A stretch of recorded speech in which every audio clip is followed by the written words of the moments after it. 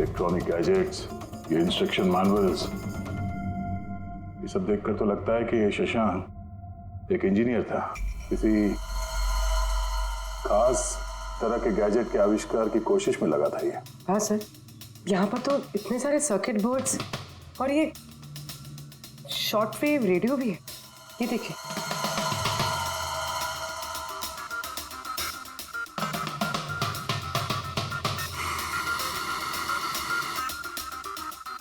इस जगह पे सामान सब जिस तरह से बिखरा हुआ है, ऐसा लगता है कि यहाँ हमसे पहले कोई आया था इस कमरे की तलाशी के लिए।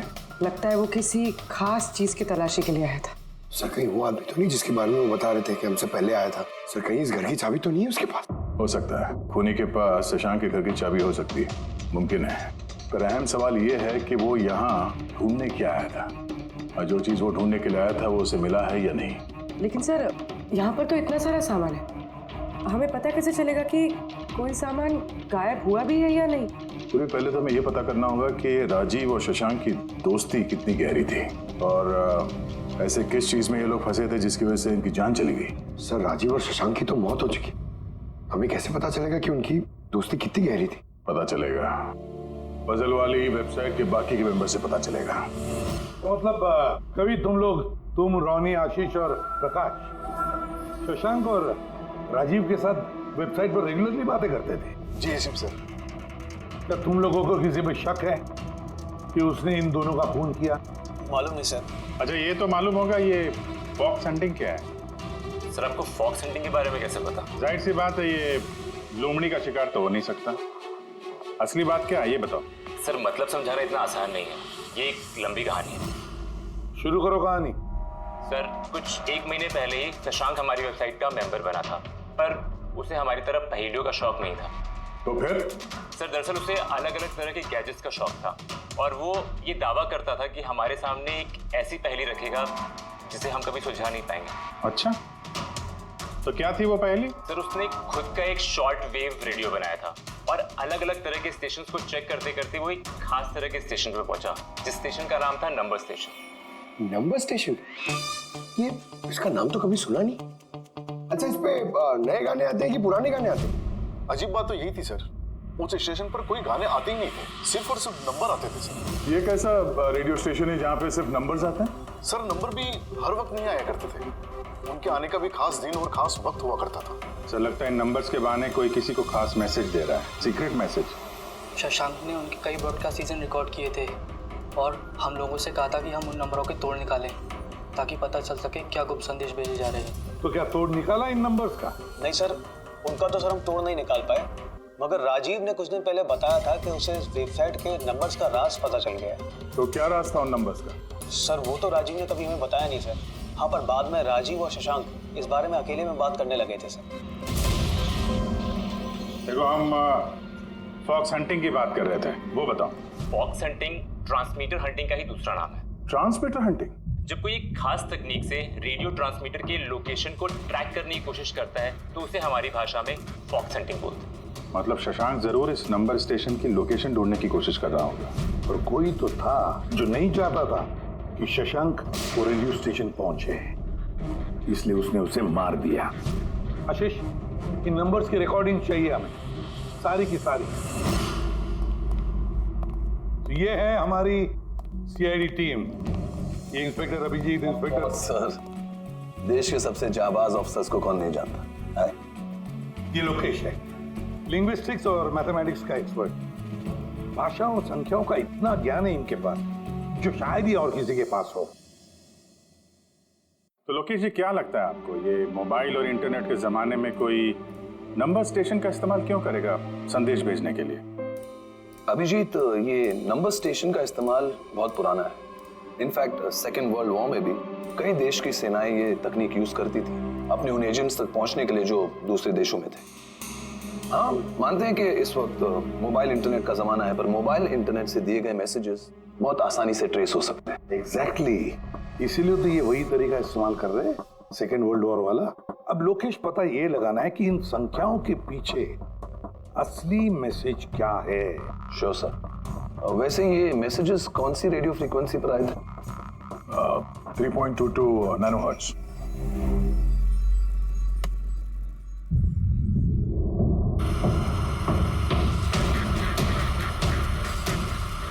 सर, इस रेडियो स्टेशन से तो कोई नंबर वंबर नहीं आ रहा है। I am not surprised. I am sure मुजरिम को पता चल गया होगा कि केस अब सीआईडी के हाथ में है, इसलिए उसने अपना मैसेज देने का तरीका या फिर रेडियो फ्रीक्वेंसी चेंज की होगी। तो नया चैनल ढूंढने में कितना वक्त लगेगा? बहुत मुश्किल है दया। एक नया चैनल ढूंढना मतलब रेगिस्तान में सुई ढूंढने के बराबर है। महीनों या तो सालों भी लग सकता है। नहीं लोकेश, हमारे पास वक्त भी नहीं है उतना। एक काम करते हैं, पुराने रिकॉर्डेड मैसेजेस सुनते हैं। लोकेश जी, ये मैसेजेस हफ्ते में 4 बार भेजे जाते हैं, मंडे, ट्यूसडे, वेडनेसडे और थर्सडे को। ये मैसेज सबसे पहले हफ्ते के सोमवार को ब्रॉडकास्ट हुआ था उस नंबर स्टेशन पे। आंखों ही आंखों में इशारा हो गया। 1 9 4 2 3 4 5 7 0 9 3 5 2। आंखों ही आंखों में इशारा हो गया। 9 2 3 4 0 5। आंखों ही आंखों में इशारा हो गया। 6 7 2 7 1 1। आंखों ही आंखों में इशारा हो गया। 5 2 1 8 0 7। नो प्लीज टेल मी, ये संदेश चारों दिन एक ही समय पर आए थे कि अलग अलग टाइम पर? नहीं, एक ही टाइम पे, रात 12 बजे। और फिर हर 2 घंटे बाद इन नंबर्स को रिपीट किया गया था। और इसके अगले हफ्ते के नंबर्स यही थे या दे वर डिफरेंट? नंबर्स तो अलग थे, लेकिन पैटर्न सेम था। मंडे को 13 नंबर्स, ट्यूसडे, वेडनेसडे और थर्सडे को 6 नंबर। इससे साफ जाहिर होता है कि जो मुजरिम है रोज अलग अलग मैसेज भेजते हैं, और ये जो मैसेज ये लोग भेजते हैं वो एक मैसेज 4 हिस्सों में कर भेजते हैं। लोकेश जी, 1 मिनट प्लीज, मुझे कुछ समझ में नहीं आया, आप फिर से समझाएंगे? मैं समझाता हूं, तेरा पेपर देना था।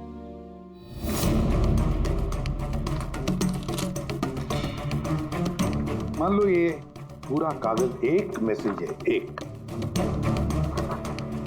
इसके हम 4 हिस्से करेंगे। अब इस एक कागज के 4 टुकड़े हो गए, 4 हिस्से, मतलब एक मैसेज के 4 हिस्से हो गए, है ना? ये देखो,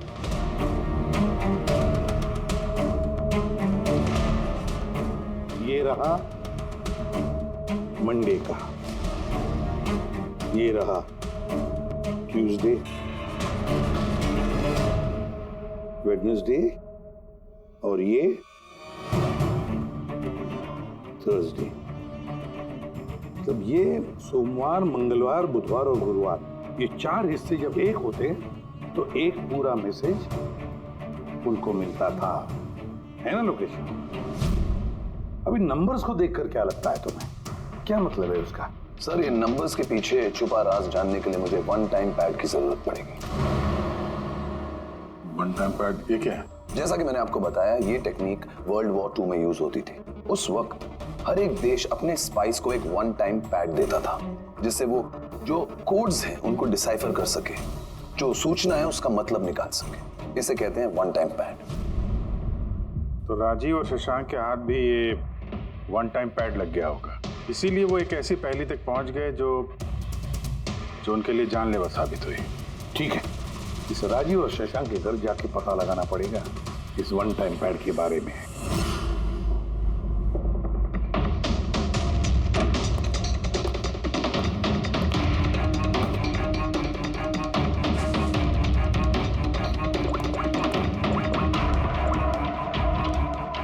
हेलो अभिजीत सर, यहाँ पर तो कोई कागज नहीं है। आपको कोई कागज मिला?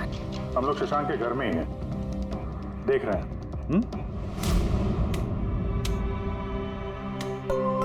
कौन शशांक? कौन है यहाँ? आप आइए। पहचाना? इंस्पेक्टर दया। अच्छा, सीआईडी वाले दया। आप यहाँ कुछ काम थे यहाँ? हाँ, वो शशांक मेरी इलेक्ट्रिक केतली लेकर आया था कुछ दिनों के लिए, वही लेने के लिए आया था। पंकज सर, देखो वहां पे कोई इलेक्ट्रिक कैटल है क्या? सर, ये इलेक्ट्रिक केटल तो शशांक की है, इंटरनेट से मंगाई उसने, ये बिल है साथ में। नहीं, ये इलेक्ट्रिक केतली मेरी ही है। लगता है आपको कोई गलतफहमी हो रही है। ये कैटल तो शशांक नहीं खरीदा था। नहीं दया, मुझे कोई गलतफहमी नहीं हो रही है। तुम्हारा ये ऑफिसर या तो झूठ बोल रहा है और या मेरी तरह अंधा हो चुका है। अरे बदतमीजी क्यों कर रहे हैं? मुझे दिखाई देता है और मैं झूठ नहीं बोलता हूँ। यहाँ पे बिल्स हैं, ये इलेक्ट्रिक केटल, इलेक्ट्रिक कंपोनेंट्स, ये सर्किट बोर्ड और ये किताबों का बिल। क्या कहा? शशांक ने किताबें खरीदी? एक और झूठ। अरे नो झूठ, ये मेरे हाथ में बिल्स हैं। शशांक किताबें खरीद ही नहीं सकता। एक मिनट, आप ये ऐसा क्यों कह रहे हैं? क्योंकि उसे डिसलेक्सिया है। डिसलेक्सिया? हाँ, डिसलेक्सिया। इस बीमारी से पीड़ित लोगों को पढ़ना ही अच्छा नहीं लगता। किताबें खरीदना तो बहुत दूर की बात है। पंकज, वो किताबें कहाँ हैं? सर, किताबें तो नहीं है, ये खाली डब्बा है। ओह, इसका मतलब है खूनी यहाँ किताबें ढूंढने आया था। तो वो किताबें ही वन टाइम पैड है जिसकी हमें तलाश है। ये कितनी किताबें?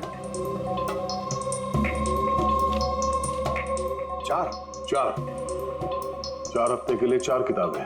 कौन कौन सी बुक्स हैं? तो ये है वो 4 किताबें जो शशांक के लिए ओटीपी का काम कर रही थी। Bye bye sun, high like a kite, the great cyber height, stone age. और इन्हीं किताबों में वो मैसेजेस भी छुपे हैं जो मुजरिम एक दूसरे को भेज रहे थे। सर, सोमवार को ये लोग 13 नंबर्स भेजते हैं। यानी इन 13 नंबर्स का मतलब इन किताबों से मालूम पड़ेगा? मालूम पड़ेगा नहीं पूर्वी, मालूम पड़ गया समझ लो। देखो, जैसे इंसानों की उंगलियों के निशान, फिंगरप्रिंट्स एक जैसे नहीं होते, किसी के भी एक जैसे नहीं होते, वैसे ही हर किताब का अपना एक ISB नंबर होता है, इंटरनेशनल स्टैंडर्ड बुक नंबर। वो 2 किताबों का एक जैसा हो ही नहीं सकता। और ISB नंबर 13 डिजिट का होता है। किताब के पीछे ये बारकोड देख रहे हो, इसके नीचे लिखा हुआ है। इसे किताब का बारकोड भी कह सकते हैं।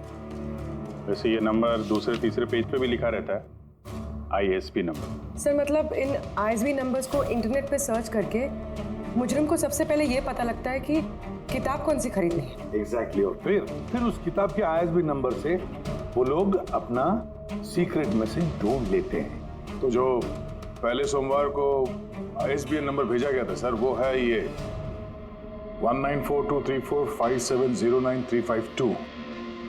पूर्वी जरा चेक करो, इन 4 किताबों में से ये ISBN नंबर किसका है?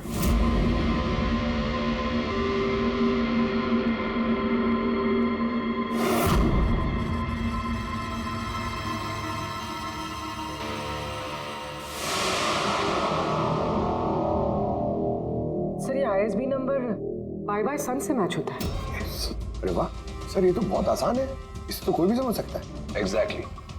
इसी तरह हफ्ते के बाकी 3 नंबर भी डिकोड किए जा सकते हैं। मतलब मंडे के दिन का तो उनको सीक्रेट मैसेज का पता चल ही गया, लेकिन बाकी 3 दिनों में किताब के पेज नंबर से, लाइन नंबर से और वर्ड नंबर से उन्हें मैसेज पता चल जाता। सर, ये ट्यूसडे को आया message 923405, 92 page number 34 line 05 word, मतलब 92 नंबर पेज पे 34 लाइन 5वां वर्ड। ठीक उसी तरह से हर हफ्ते एक नई किताब और एक नया संदेश।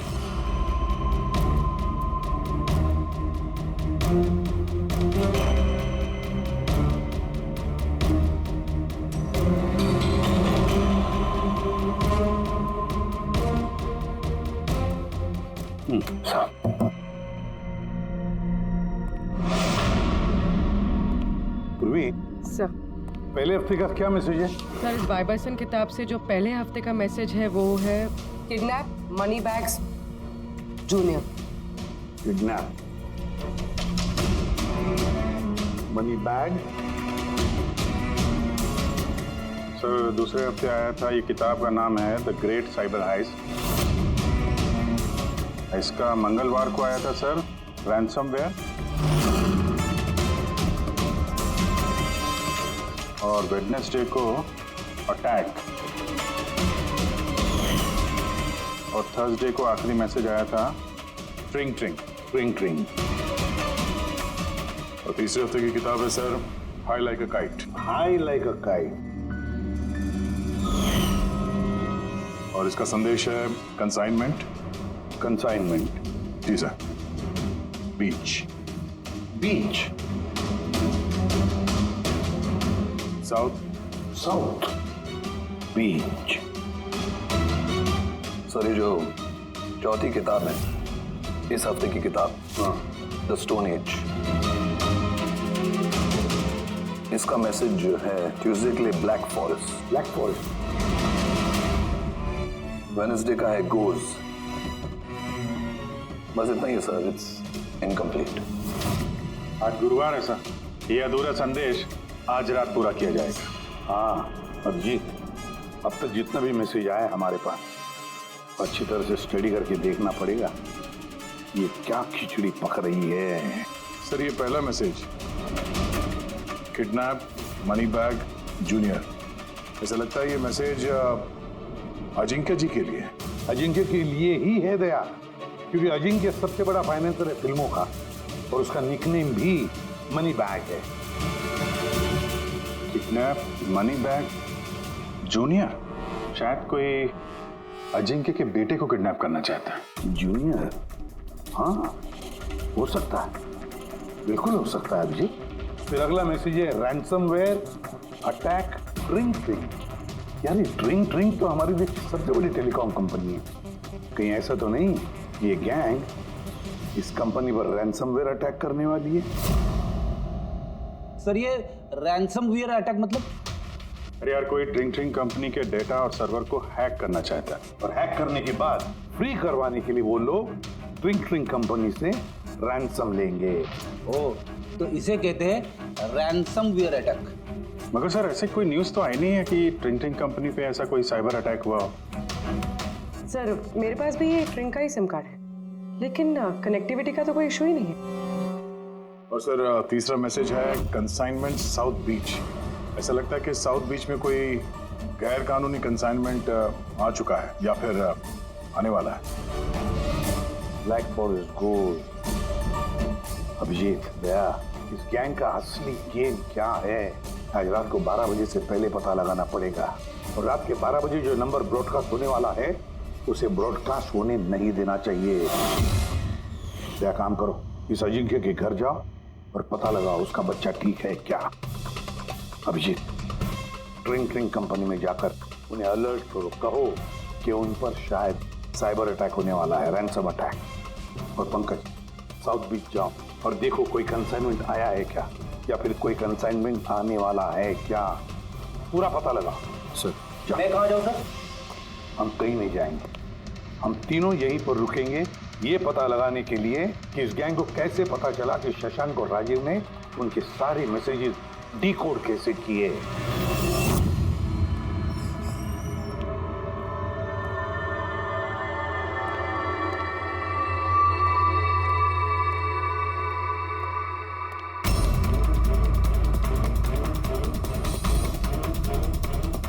Personal files encrypted.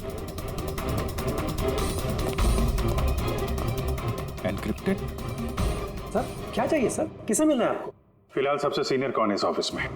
सर सभी सीनियर्स यहीं पे है, सीईओ और कंपनी के मालिक भी यहीं पे है, बट अभी वो लोग एक अर्जेंट मीटिंग में बिजी है। कहाँ चल रही मीटिंग? देखिए अभी आप उनसे नहीं मिल सकते। कहाँ चल रही मीटिंग? सर वो वहाँ पे कॉन्फ्रेंस रूम में। किसी को कानो कान खबर नहीं होनी होनी चाहिए इस अटैक की। मीडिया वालों को तो बिल्कुल नहीं तो मार्केट में हमारा नाम खराब हो जाएगा। ये बात बाहर नहीं जानी चाहिए, समझे? Thank you. जिसका डर था वही हुआ। गैंग कामयाब हो गया इस अटैक में। हेलो दया। अब देखते हैं शशांक के बाद और कौन कौन से लोग इस वेबसाइट के मेंबर बने हैं। तो इनमें से कोई एक है जिसने शशांक के बारे में अपनी गैंग को पूरी इंफॉर्मेशन दी है। सर शशांक के साथ 2 लोग जुड़े इस वेबसाइट से, कवि और रोनी। कवि और रोनी, इनकी डिटेल है क्या? देखो सर ये कवि थाने में रहता है और इसकी किताबों की एक दुकान है। कवि की किताबों की दुकान है तो फिर उसके लिए ISB नंबर, मेरा मतलब है इंटरनेशनल स्टैंडर्ड बुक नंबर का इंतजाम करना तो बाएं हाथ का खेल है। और ये रोनी, वो क्या करता है? सर रोनी पुणे के कॉल सेंटर में काम करता है। जरूर इन दोनों में से कोई एक है जो शशांक और राजीव की मौत का जिम्मेदार है और वही अपनी गैंग की नई रेडियो फ्रीक्वेंसी भी जानता होगा। सर अगर हमें इस गैंग की नई रेडियो फ्रीक्वेंसी का पता चल जाए तो एक पावरफुल ट्रांसमीटर से हम उनकी लोकेशन भी जान सकते हैं। लोकेशन रेडियो फ्रीक्वेंसी का बंदोबस्त हो जाएगा, मगर ये पावरफुल ट्रांसमीटर का क्या? सर मेरे कुछ कनेक्शंस हैं, मैं उनसे बात करके हमारे लिए एक ट्रांसमीटर बनवा सकता हूँ। ग्रेट, तो फिर बनवाता। और फ्रेडी, दया को फोन करके पूछो अजिंक्य के बारे में क्या पता चला। आप कॉफी लेंगे? No thanks. वैसे ये आपके घर के बाहर इतनी सिक्योरिटी हमेशा रहती है या आज कुछ खास बात है? हाँ ये सिक्योरिटी हमेशा रहती है। आप तो जानते ही हैं फैन लोगों को, कितनी बार ये घर के अंदर घुस आते हैं। क्या नहीं, एक्टर्स के घर के बाहर फैन की भीड़ तो सुनी थी मैंने, मगर एक फाइनेंसर पहली बार सुन रहा हूँ। आपने यहाँ आने की वजह नहीं बताई? अरे हाँ, वो मैं आपके बेटे अजीत से मिलने आया हूँ। अजीत से? मगर क्यों? क्या उससे कोई गुनाह हो गया है? नहीं, बस एक रूटीन इंक्वायरी है। मतलब? सॉरी, मैं वो आपको नहीं बता सकता, मैं अजीत को बताऊंगा।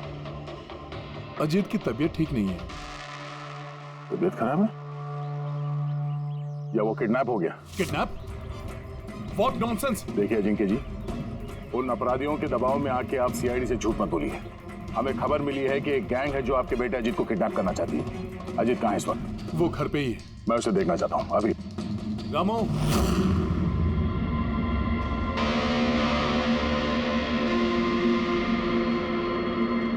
अब तो तसल्ली हो गई। मैंने आपसे कहा था ना मेरा बेटा घर पर ही है, उसकी तबीयत ठीक नहीं है। जाओ बेटा, कमरे में जाके आराम करो। एक मिनट,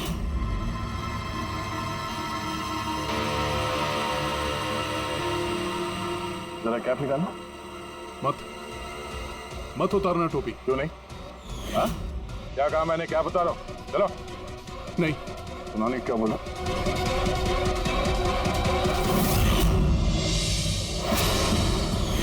तो तुम्हारे कान को क्या हुआ? हाँ? क्या हुआ क्या ये? आपको इसकी जो किडनैपिंग की खबर मिली है वो बिल्कुल सच है, मगर अफसोस बहुत देर के बाद मिली। इसका किडनैप तो 3 हफ्ते पहले ही हो चुका था। 100 करोड़ रुपए देने पड़े मुझे उस किडनैपर को मेरे बेटे की जान बचाने के लिए। और उन लोगों ने चोट पहुंचाई इसे? उन्होंने पहले ही इसका एक कान काट कर मुझे भेज दिया था और फोन करके कहा कि अगर मैं पुलिस को कुछ भी बताऊंगा तो मेरे बेटे की जान ले सकते हैं वो लोग। I am so sorry. आपके बेटे के साथ जो हुआ वो तो हम बदल नहीं सकते हैं, पर मैं आपसे वादा करता हूँ उन मुजरिमों ने जो किया है उसकी सजा उन्हें जरूर मिलेगी। भगवान के लिए ऐसा कुछ मत करना। अगर उनको पता चला कि मैंने CID को सब कुछ बता दिया तो मेरे बेटे की जान भी ले सकते हैं। ऐसा कुछ नहीं होगा, मगर आपको हमें पहले ही बता देना चाहिए था। क्या गारंटी है कि ये सब करने के बाद वो किसी और मासूम के साथ ऐसा कुछ नहीं करेंगे? हाँ?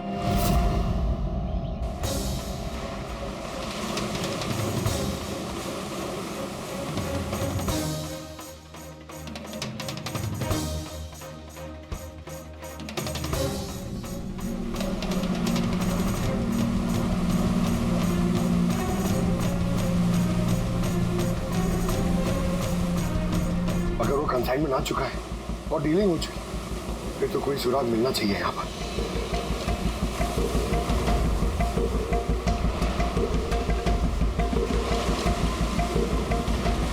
ये निशान कैसे? इन्हें देख के तो लगता है जैसे कि कोई बहुत भारी सामान या डब्बा घसीटा गया है। और कोई सामान तो यहाँ पे नहीं दिख रहा। शायद कंसाइनमेंट ही होगा।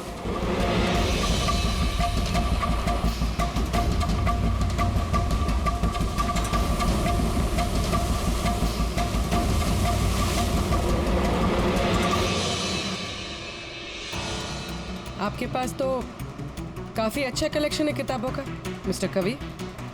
आप लोग यहाँ मुझे बुला लिया होता मैं ब्यूर आ जाता। हम लोग वीडियो चैट भी कर सकते थे फिर से। लगता है आपको हमारे यहाँ पर आना पसंद नहीं आया। जी नहीं, ऐसी बात नहीं है। क्या लेंगे आप लोग, चाय या ठंडा? चाय ठंडा तो बाद में ले लेंगे, फिलहाल तो हम लोग किताबें लेने आए हैं। मिलेगी? हाँ, क्यों नहीं। बोलिए कौन सी किताब चाहिए आपको? हमें 4 किताबें चाहिए। Bye bye sun, the great cyber heist, high like a kite और स्टोन एज। क्या हुआ? किताबों का नाम सुन के नानी याद आ गई? अरे कोई अपनी दुकान से इस तरह भागता है भला?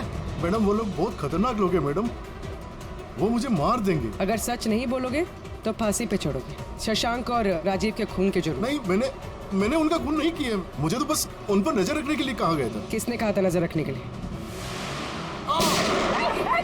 कवि! कवि! हाँ, कवि! 6.21 नैनोहर्ट्ज। क्या? लेकिन कवि 6.21 नैनोहर्ट्ज। अब इससे पहले कि इस हफ्ते का आखिरी संदेश वो लोग भेजे और एक जुर्म करें, हमें इस गैंग को रोकना होगा। और सर जितने भी जुर्म इस गैंग ने किए हैं सब के सब वीकेंड में किए हैं। शुक्रवार, शनिवार, रविवार। हाँ, मतलब गुरुवार के दिन आखिरी संदेश आ जाएगा और फिर फ्राइडे और सैटरडे, शुक्रवार और शनिवार के दिन वो लोग जुर्म कर देंगे। और सर जुर्म सिर्फ एक तरीके का नहीं है, अलग अलग तरह का। ये kidnapping, cyber extortion. Sir forensic lab से आ रहा हूँ। डॉक्टर सालुंके को रेत से कोकेन की ट्रेसेस मिले सर। माय गॉड, बीच में ड्रग स्मगलिंग चल रही। न जाने किन किन गुनाहों से जुड़ी हुई है ये गैंग। देश की सुरक्षा को ध्यान में रखते हुए हमें इस गैंग को जल्द से जल्द खत्म करना ही होगा। Sir, transmitter 6.21 nanohertz, right? 6.21 nanohertz. तो हम इस गैंग के रेडियो फ्रीक्वेंसी तक पहुंच सकते हैं। अब आएगा मजा। अब हम फॉक्स हंटिंग करेंगे।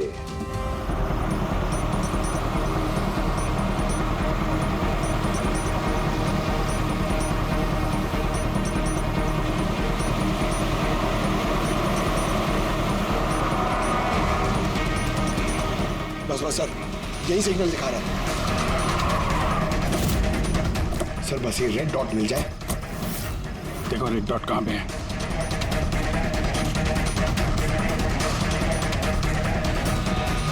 सर 12 बज रहे हैं। ये ब्रॉडकास्ट किसी भी वक्त हो सकता है। मैसेज मिस नहीं होना चाहिए। हाँ, किधर है सर? एक मिनट सर।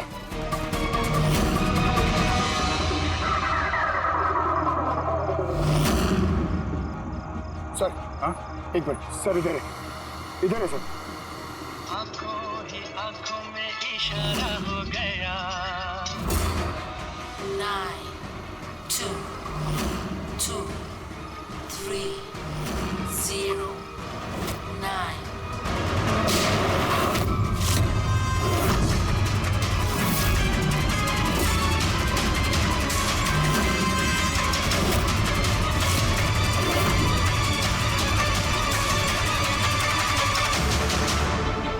Oh no, इसने तो अपने आप को गोली मार ली है। आई गैंग का लोगो। इस गैंग से तो हमारा सामना पहले भी हो चुका है। कौन है तुम्हारा बॉस और कौन कौन लोग शामिल है तुम्हारे धंधे में? इसका जवाब आप मेरे मुंह से कभी सुन नहीं पाओगे एसीपी साहब। इस गैंग में काम करने वाले अपने बॉस का नाम बताने के बजाय आत्महत्या करना ज्यादा पसंद करते हैं। ये तो गया, लेकिन अगला जुर्म होने से रोकना होगा। वो क्या नंबर है उसका देखो, मैसेज का क्या मतलब है? 92 number page 2309, 23 number line. Kaboom. Kaboom? Kaboom क्या होता है सर? कबूम मतलब धमाका। धमाका? मतलब कि कोई बम ब्लास्ट होने वाला है? पहले जो शब्द मिले थे हमें मैसेज से वो थे the stone age, black forest, ghost, और अब कबूम, ब्लैक फॉरेस्ट में धमाका। इसके पहले कि और मासूम लोगों की जाने जाएं, पता लगाना होगा ये धमाका कब और कहां होने वाला है।